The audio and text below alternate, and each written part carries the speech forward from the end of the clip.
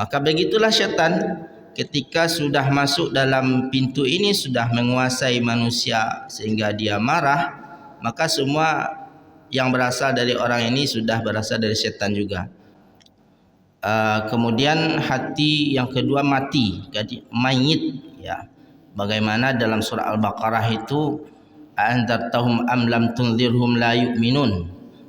Kalian kasih mereka penjelasan, keterangan, diingatkan mereka atau tidak diingatkan, mereka tidak akan beriman. Dalam fikih atau dalam pemahamannya, dalam pemahaman akidahnya harus seperti dia, yang lain adalah salah semuanya. Maka dari sana juga masuk syaitan. Kalau lihat orang berbeda sedikit marah, naik syaitannya begitu. Lalu siapa yang disebut dengan rakus tadi? Mereka yang mencari, mengumpulkan dan tak mau berbagi. Dan Allah juga memperlihatkan, kalau kita sadari Bapak Ibu rahimakumullah, betapa orang yang rakus kepada harta itu yang akhirnya dia tidak lebih banyak menikmati dibandingkan dengan orang yang biasa-biasa saja. Orang yang mengumpulkan harta emas, perak, kemudian tidak berinfak, tidak menyedekahkannya, tidak menzakatkannya di jalan Allah Subhanahu wa taala, maka harta itu nanti akan disetrikakan kepadanya. Kemudian selanjutnya, pintu syaitan itu adalah dari ta'am, dari makanan. Asyaba'u minat ta'am, terlalu kenyang makan. Kerana ketika sudah kenyang, maka syahwat akan kuat. Melalui syahwat yang kuat itu tersebut, maka menjadi senjatanya syaitan untuk masuk ke dalam diri manusia dan menguasai manusia tersebut. Kalau waktu sudah disibukkan untuk berzikir, untuk baca Quran, maka kesibukan ini menutup pintu-pintu syaitan yang tadi, yang nanti tidak ada yang masuk surga satupun dari hamba Allah Subhanahu wa taala, kecuali yang datang ke akhirat itu membawa hati yang selamat tersebut, hatinya bersih, ya. Kalau tidak bersih, tidak selamat, maka tidak bisa masuk surga.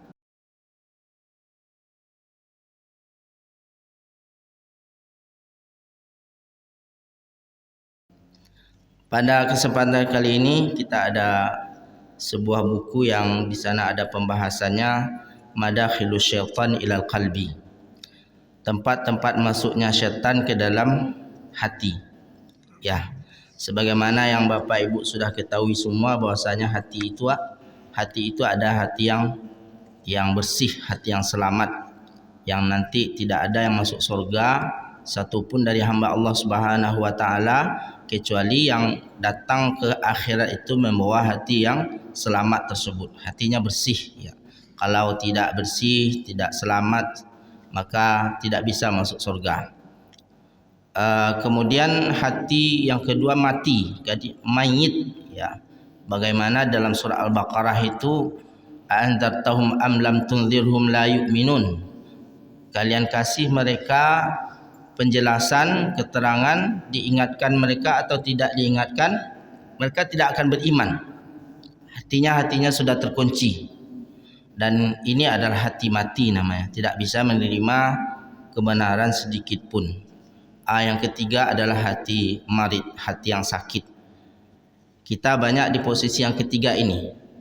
Kadang ketika iman lagi baik, terasa baik beribadah, mudah menerima pelajaran dan nasihat dari agama kita ini. Ketika penyakitnya lagi kambuh, semua jadi masalah.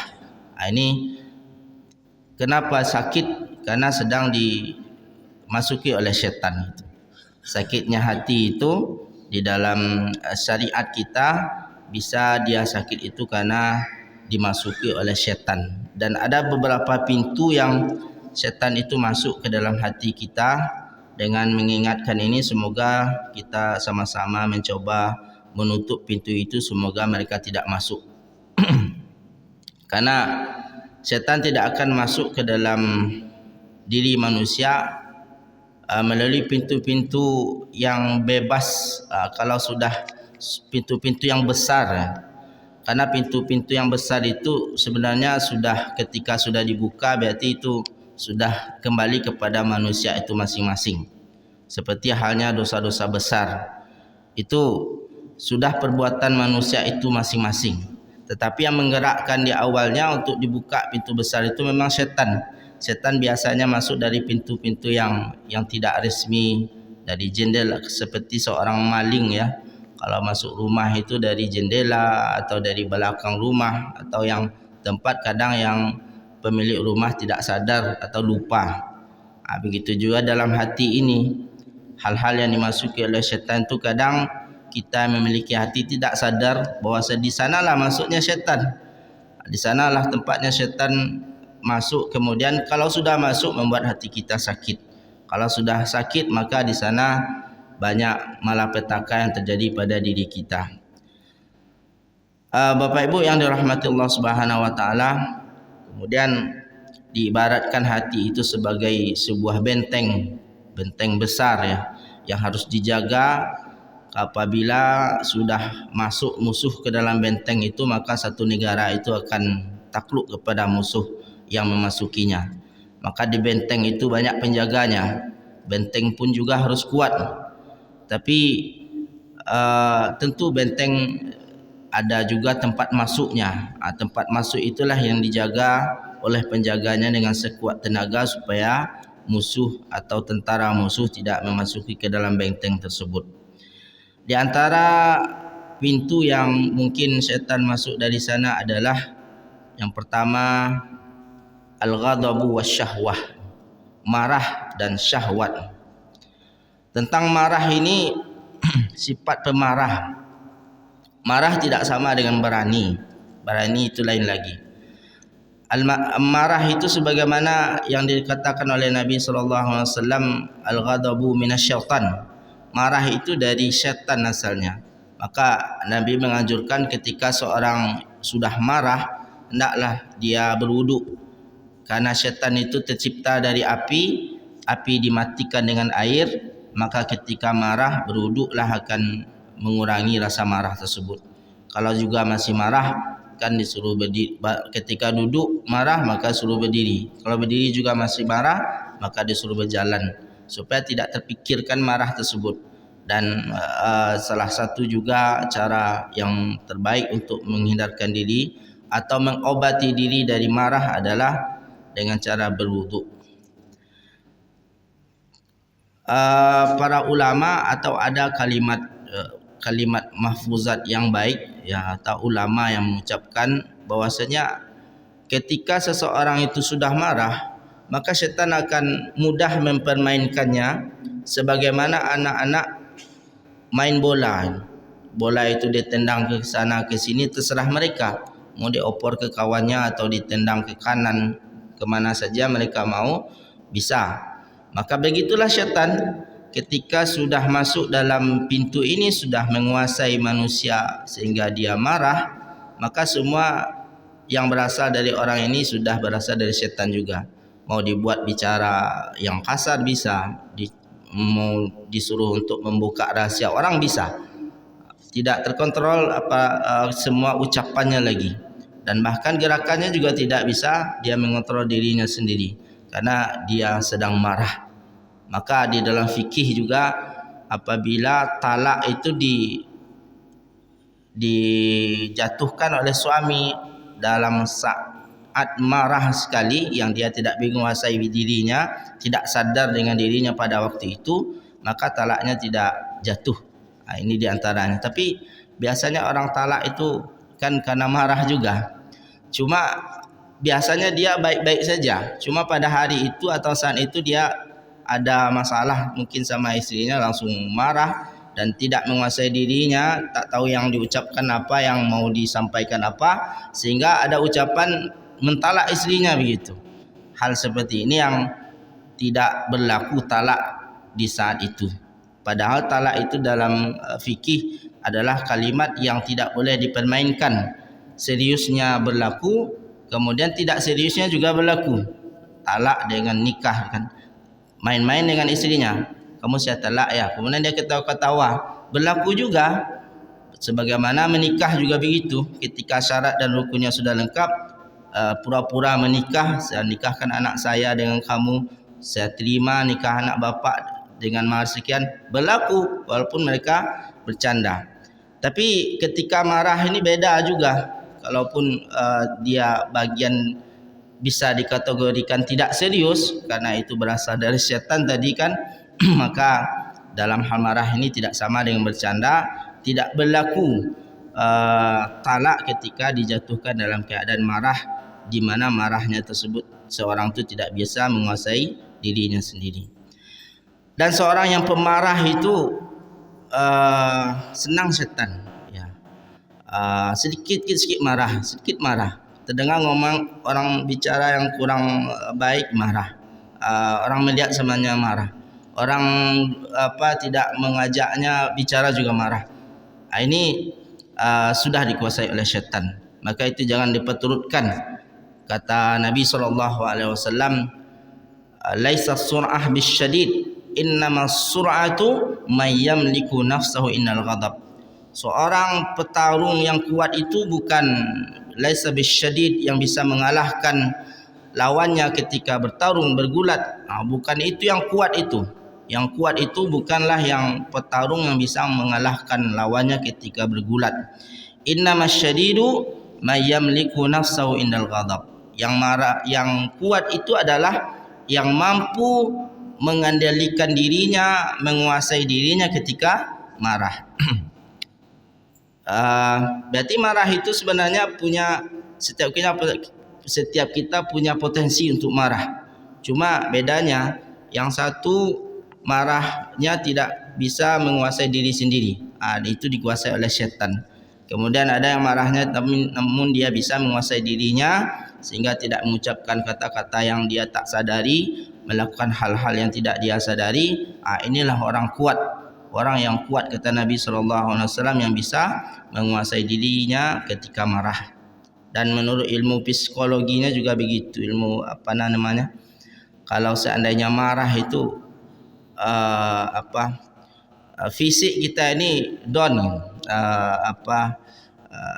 tenaga kita juga terkuras banyak, lebih terkuras dibandingkan dengan lari atau maraton. Marah 5 menit dan lari 5 menit dibandingkan dengan waktu yang sama, maka akan lebih letih, lebih menyusahkan ketika kita marah tersebut.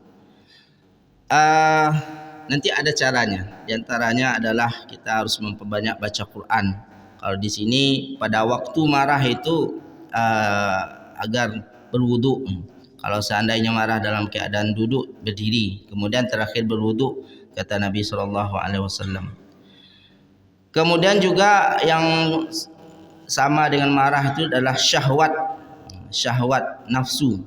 Dan syahwat ini tidak hanya nafsu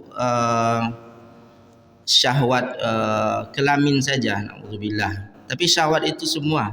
Bisa syahwat dalam melihat, syahwat dalam berbicara, syahwat di dalam berbicara itu dalam ngobrol, syahwat dunia semuanya yang itu adalah untuk kepentingan dunia. Itu termasuk bagian daripada syahwat.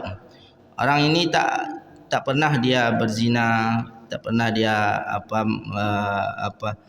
salah dalam syahwat syahwat kemaluannya, tetapi lisannya luar biasa, ngomong sana sini dan tidak jelas, bahkan tidak tahu siapa yang diomongkannya, apakah orang tersakiti atau tidak.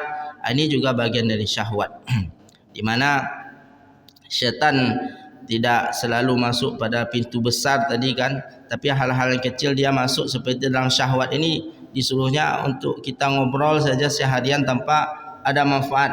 Ngobrol itu kan mubah, bicara itu mubah.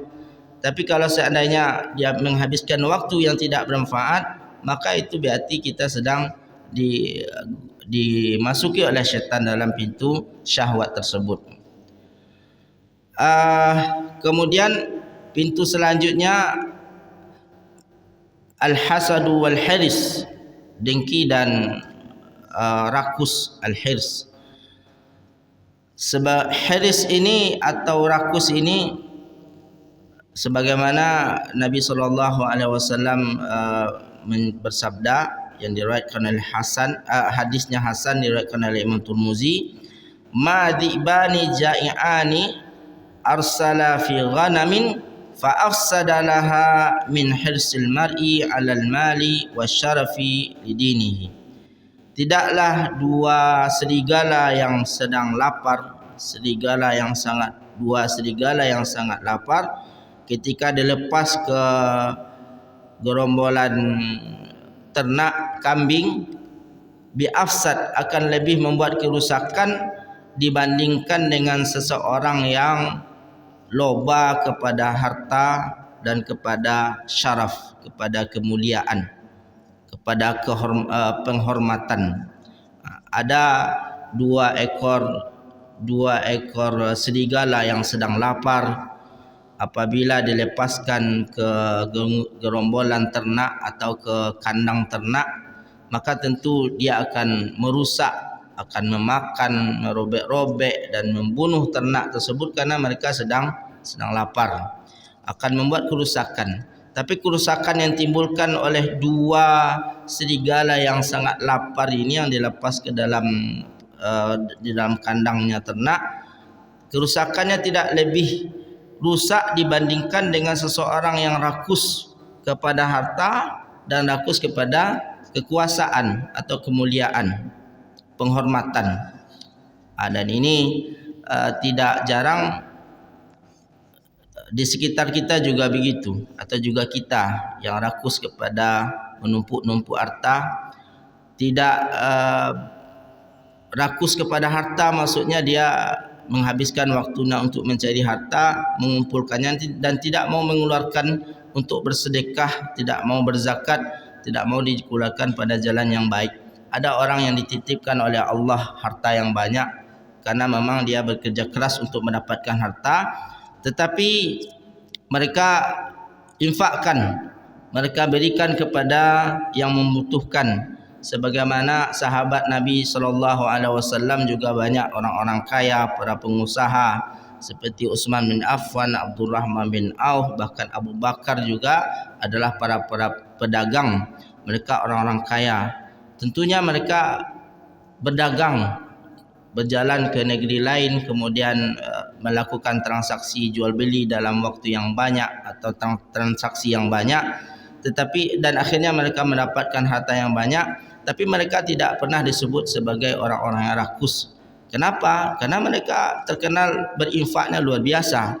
Abu Bakar, Utsman bin Affan, kemudian Abdurrahman bin Auf, bahkan infak dan sedekah atau wakaf dari mereka seperti Utsman bin Affan sampai zaman ini masih, waktu kita sekarang ini masih juga dirasakan oleh kaum muslimin.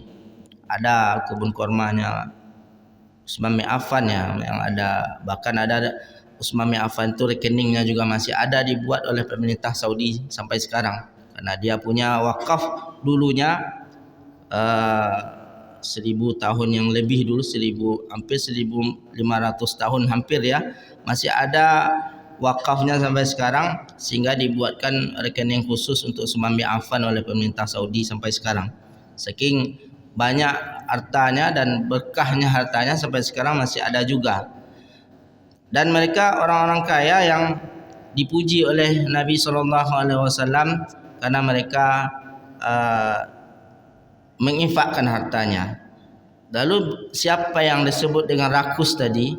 Mereka yang mencari, mengumpulkan dan tak mau berbagi. Entah untuk apa, untuk mereka kumpulkan sebanyak-banyaknya. Apabila seandainya dibagilah untuk membangun sebuah masjid, maka tidak akan mengurangi rasanya harta yang begitu banyak dia miliki. Tapi tidak dilakukan. Inilah termasuk kepada golongan yang disebut di sini hirsul alal mal, rakus kepada harta. Dan semua kita juga menyadari bahwasanya harta yang untuk kita masing-masing itu apa? Yang kita makan dan kita pakai. Yang kita makan, yang kita pakai, pakaian, rumah yang kita tempati, kenderaan yang kita bawa, itu saja. Selain daripada itu, yang disimpan-simpan itu bukanlah untuk kita sampai kita pakai.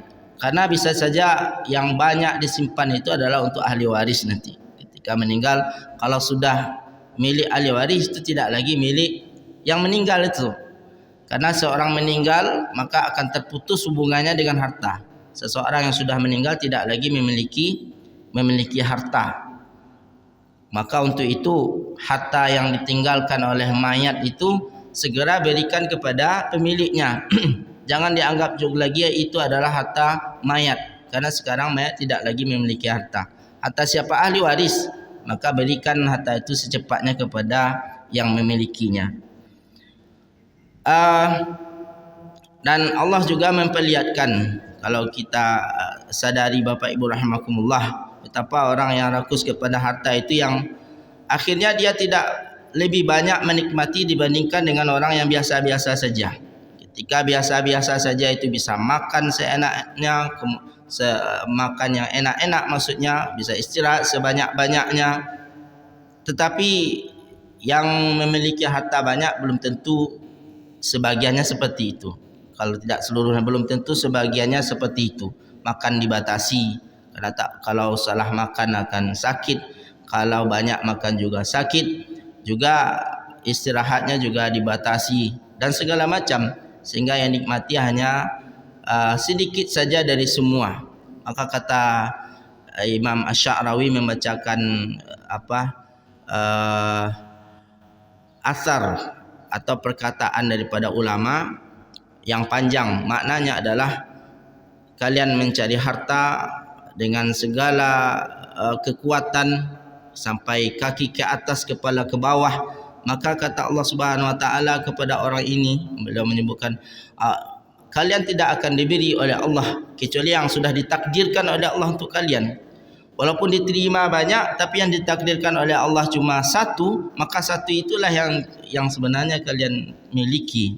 Memang secara angka-angka banyak, secara pemilikan surat menyurat banyak, tapi yang akan dia nikmati hanya satu dari yang banyak itu. Maka satu itu saja yang akan didapatkan, yang lain untuk orang lain. Dan seandainya dikala itu mau dia jadikan dari miliknya sendiri sehingga menjadi kekal nanti ke akhirat, tentunya dengan cara menyedekahkan. Itulah yang milik abadi. Yang tadi itu kata Nabi, yang kita punya itu adalah yang kita makan dan yang kita minum, dan yang disedekahkan, kata Nabi SAW. Yang dimakan dan yang dipakai itu akan juga habis. Kemudian yang disedekahkan itu adalah yang kekal abadi. Jadi sekian yang banyak yang kita miliki itu, yang nanti betul-betul milik kita adalah yang disedekahkan. Kemudian wasyaraf, mengejar pangkat jabatan, kehormatan, penghargaan. Ini juga ketika sudah hiris, ketika sudah loba untuk memiliki jabatan atau kemuliaan yang tinggi, itu juga menjadi pintu masuknya syaitan. Ingin pangkatnya tinggi, banyak wewenang atau banyak jabatan, supaya banyak dimuliakan oleh orang lain. Di sanalah masuknya syaitan. Untuk hal ini kadang manusia tidak menghitung-hitung waktu yang mereka korbankan untuk mendapatkan kemuliaan atau juga mendapatkan harta yang banyak. Yang kemuliaan inilah seperti jabatan lah sekarang kan Bapak Ibu rahimakumullah. Kita juga walaupun sedang dalam pesta demokrasi, pilkada atau pemilu, namun kita juga harus sadar juga ini semua jabatan dunia. Yang sekarang diperebutkan hanya jabatan dunia, jangan sampai bertengkar. Tapi kami melihat bertengkar sekarang, justru yang bertengkar bukan jamaah masjid, tapi ustaz-ustaz yang biasa memberi kajian itu yang sedang bertengkar. Sampai ada yang dikadukan, sampai ada yang mau diusir. Dan ustaz-ustaznya juga seperti itu juga kan, terlalu berlebihan juga dalam mengusung dan menyanjung-nyanjung calonnya. Kalau kita punya, pilih saja, tak perlu merendah-rendahkan atau bersukzon kepada orang lain. Dan itu yang terjadi, sukzon disebarkan di berita. Ini kalau ini terpilih maka akan tersebarlah paham ini di Riau, tersebarlah salafi, macam-macam. Itu kan sukzon kepada kaum muslimin jadinya. Dan semua itu kenapa nak sadar, itu dunia kan, syaraf. Ya, dia harus juga ada mengingatkan itu adalah dunia. Kecuali kalau sedang bersaing antara pemilihan pilkada, yang satu kafir yang satu muslim, maka kita memperjuangkan yang muslim tentunya. Itu seperti perang kan. Ini muslim semuanya. Dan persenjataan yang dipakai adalah persenjataan perang, maka ini tidak pas rasanya menurut kita. Dan itu lebih berbahaya kerusakannya kepada manusia tersebut dibandingkan dengan ziban tadi, dengan 2 ekor serigala tadi yang sedang lapar yang dilepas kepada gerombolan binatang ternak. Ya. Kemudian selanjutnya, pintu setan itu adalah dari ta'am, dari makanan. Asyaba'u minat ta'am, terlalu kenyang makan. Kerana ketika sudah kenyang, maka syahwat akan kuat. Melalui syahwat yang kuat itu tersebut, maka menjadi senjatanya syaitan untuk masuk ke dalam diri manusia dan menguasai manusia tersebut. Maka kata Nabi dibagi 3 kalau kita mau. 1/3 untuk makanan, 1/3 untuk minuman, dan 1/3 untuk minum. Dan Nabi SAW dalam makan ini tidak banyak. Cuma kita memang kalau sedang makan lagi enak itu susah untuk memberhentikan. Kalau Mahathir Muhammad itu kenapa masih sehat katanya sampai di usia itu dan masih produktif? Karena dia katanya kalau makan sedang enak-enak makan harus berhenti. Terasa enaknya makan maka harus berhenti. Maka di usia tua beliau masih bisa dikasih jabatan Perdana Menteri di Malaysia. Kemudian Bapak Ibu rahimakumullah, pintu selanjutnya adalah al-ajalah. Al-ajalah itu terburu-buru, tergesa-gesa, terburu-buru dalam menilai, terburu-buru dalam memutuskan, terburu-buru di dalam segala hal. Dan itu adalah dari syaitan. Al-ajalatu minasyaitan, kata Nabi. Al-ajalatu minasyaitan, sifat atau sikap terburu-buru itu adalah syaitan, dari syaitan. Wa ta'anna minallahi ta'ala. Kemudian yang ta'anna, yang butuh perhitungan, yang sangat perhitungan, yang perhitungan lah, maka itu adalah dari Allah Subhanahu wa taala. Tidak terburu-buru. Ya, kalau memutuskan perkara dipikirkan dulu. Kalau mau menilai dipikirkan dulu. Atau kalau mau juga menyampaikan sesuatu keputusan, maka dia pikirkan dulu. Karena terburu-buru itu banyak salahnya, dan karena itu minasyaitan, kata Nabi SAW. Dan selanjutnya pintu syaitan juga adalah al-bukhlu wa khauful faqri. Ini sama dengan hirsul alal mal tadi, yaitu bakhil dan takut jatuh miskin. Karena sifat dan sikap bakhil sejalan dengan hirsul alal mal, rakus kepada harta. Maka sifat orang yang rakus kepada harta itu adalah bakhil. Kedua-duanya, bakhil dan rakus kepada harta, kedua-duanya adalah pintu masuk syaitan yang besar, pintu yang mudah dimasuki oleh syaitan dari sana.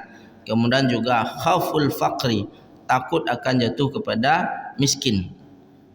Maka segala perbuatan yang ditimbulkan oleh bakhil, oleh takut kepada miskin ini juga hasil daripada perbuatan syaitan yang sudah merasuki manusia tersebut. Karena dengan sifat ini susah untuk berinfak, susah untuk bersedekah, ingin tadi mengumpulkan harta yang banyak tadi, bahkan yang wajib mungkin juga dia susah untuk mengeluarkannya berupa zakat, yang nanti kata Allah Subhanahu wa taala, innal ladzina yaknizuna adh-dhahaba wal fiddata wa la yunfiqunaha fi sabilillah fabashshirhum bi'adzabin alim. Orang yang mengumpulkan harta emas perak kemudian tidak berinfak, tidak menyedekahkannya, tidak menzakatkannya di jalan Allah Subhanahu wa taala, maka harta itu nanti akan disetrikakan kepadanya. yaknizuna adh-dhahaba wal fiddata wa la yunfiquna fi sabil fabashshirhum bi'adzabin yauma yuhma 'alaihi fi nari jahannam fatukwa biha jibahum wa junubuhum wa dhuhuruhum. Nanti akan dipanaskan harta itu semuanya dalam neraka jahanam. Kemudian fatukwa biha jibahuhum, akan disetrikakan ke wajah mereka, wa junubuhum wa dhuhuruhum, ke samping mereka, kemudian ke punggung mereka. Disetrikakan harta itu. Na'udzubillah summa na'udzubillah. Jadi tak ada manfaatnya yang baik kecuali kalau seandainya disedekahkan, zakatnya dikeluarkan. Dan Bapak Ibu rahimakumullah, saya ini kan hanya membacakan buku dan menyampaikan kepada Bapak Ibu apa yang tertulis di sini. Bukan menembak-nembak ya Bapak Ibu ya. Karena kebetulan itu yang disampaikan oleh pengarangnya di sini.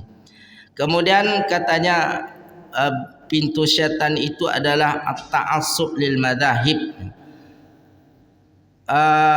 Ta'assub kepada mazhab, apa namanya istilahnya ta'assub itu? Ya, ta'assub kepada mazhab. Mazhab bisa mazhab fikih atau mazhab semuanya, mazhab akidah, mazhab fikih. Dalam Islam kan banyak mazhab, banyak pendapat, banyak mazhab. Dan luar biasanya Islam, mazhab-mazhab itu apabila difahami itu untuk memudahkan umat Islam itu beramal. Kemudian ketika banyak mazhab, di antara muslim ada yang tak terima berbeza dengan yang lain, harus seperti dia itu dalam beramal, dalam fikih atau dalam pemahamannya, dalam pemahaman akidahnya harus seperti dia, yang lain adalah salah semuanya. Maka dari sana juga masuk syaitan. Kalau lihat orang berbeda sedikit marah, naik syaitannya begitu. Dan ini kami lihat kedua belah pihak ya. Yang pihak ini juga begitu, yang ini juga begitu. Ada pihak yang merasa terzalimi selama ini, selalu dianggap sebagai penduduk neraka, dianggap sebagai pelaku perbuatannya perbuatan ahli neraka, padahal mereka tidak melakukannya kecuali karena ibadah. Tetapi ketika ada kesempatan, yang dituduh sebagai penduduk neraka ini juga menghujat penuduhnya adalah penduduk neraka juga, padahal ini sesama muslim. Kenapa? Karena ta'assub dengan mazhabnya masing-masing, tidak mau membuka diri, karena mungkin juga wawasan dan pembelajaran yang diterima hanya seperti itu sehingga melihat yang lain adalah salah. Na'udzubillah tsumma na'udzubillah. Kemudian selanjutnya adalah pintu selanjutnya adalah su'zon bil muslimin, berburuk sangka kepada kaum muslimin. Allah Subhanahu wa taala mengatakan muslim itu bersaudara, dan sesama saudara itu harus saling percaya begitu. Kalau seandainya beriman pada Allah Subhanahu wa taala, udah mereka adalah orang mukmin yang insyaallah Allah senang kepada mereka karena mereka adalah mukmin. Maka berburuk sangka kepada muslim, kepada kaum muslimin adalah tempat masuknya syaitan, yang kadang dari sana terjadinya perang antara sesama muslim karena ada buruk sangkanya kelompok atau person kepada muslim atau mukmin yang lainnya. Allah Subhanahu wa taala menyampaikan dalam Al-Qur'an, ya ayyuhalladzina amanu jtanibu katsiran minadh-dhann inna ba'dadh-dhanni itsmun. Wahai orang-orang beriman, jauhilah buruk sangka, kata Allah. Kan pelajaran atau ini bagian dari akhlak yang Allah sampaikan kepada kita dalam Quran. Janganlah berburuk sangka, janganlah banyak-banyak berburuk sangka, karena kebanyakan dari sangka-sangkaan itu atau zon itu adalah dosa. Fa inna katsiran minal ya alladzina amanu tajmu katsiran minal zon inna ba'dadh zanni itsmun. Sebagian daripada zon itu adalah dosa. Sebagai mukmin itu adalah mencari ma'adzir, namanya mencari apa namanya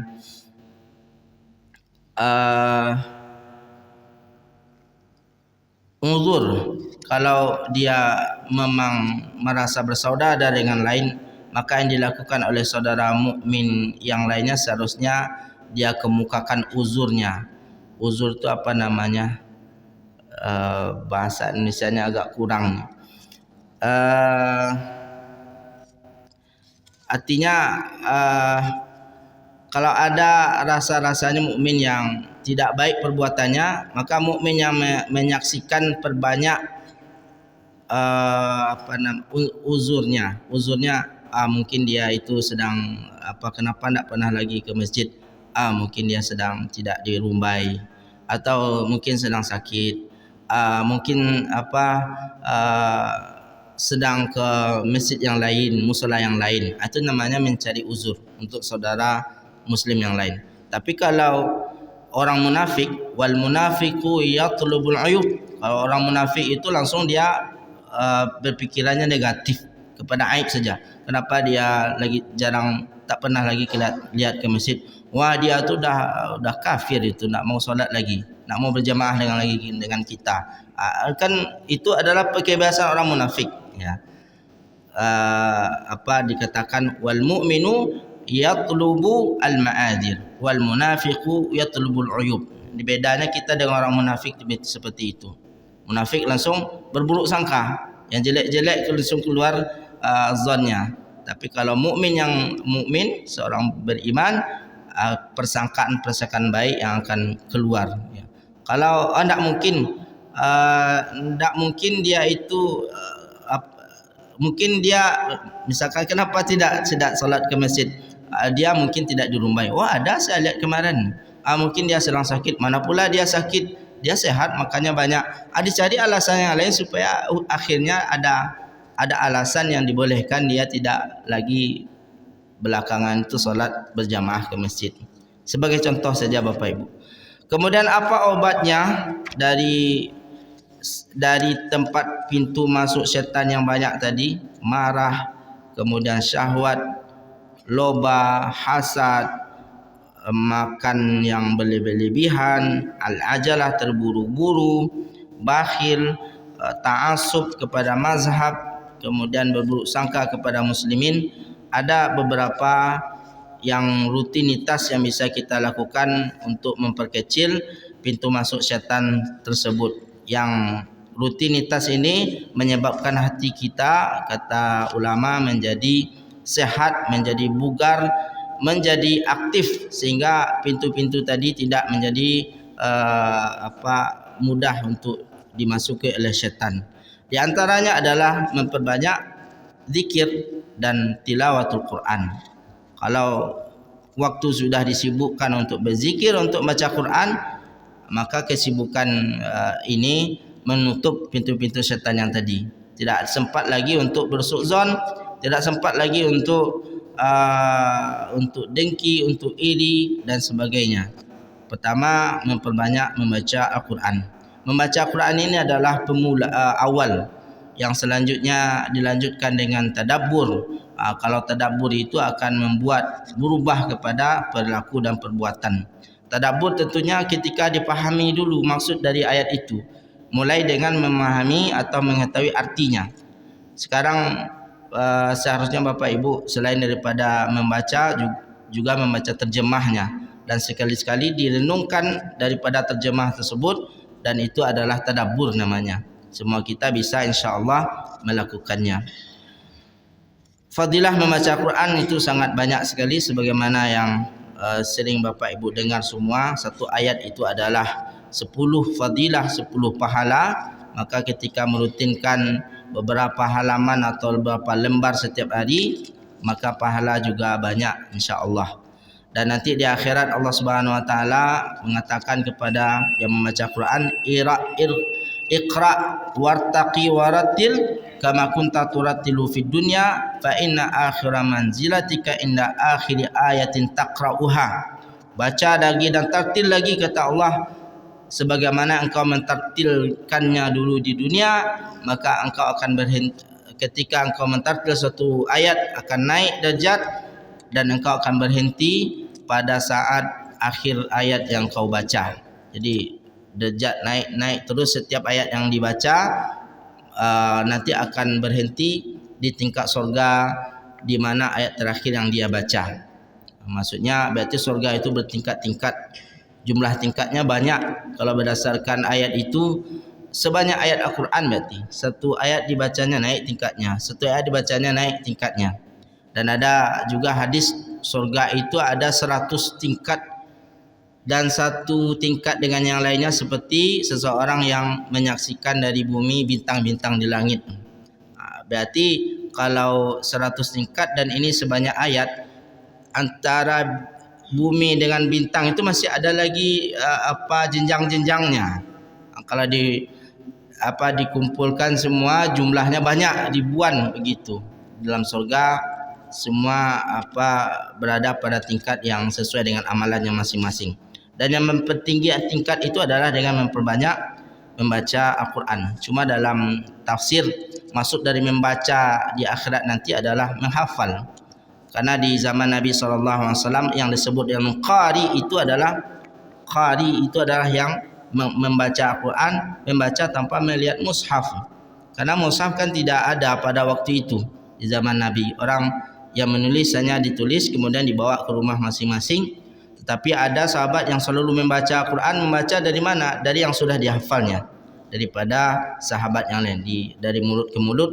Maka istilah qari itu di dalam tafsir berbeda dengan pemahaman qari sekarang. Kalau qari sekarang semua yang membaca melihat mushaf juga qari ya. Kalau di dalam tafsir orang-orang qari di zaman Nabi dan setelahnya adalah yang menghafalnya.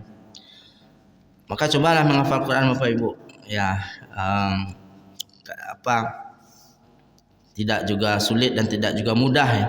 Mudah-mudah sulit untuk menghafalnya.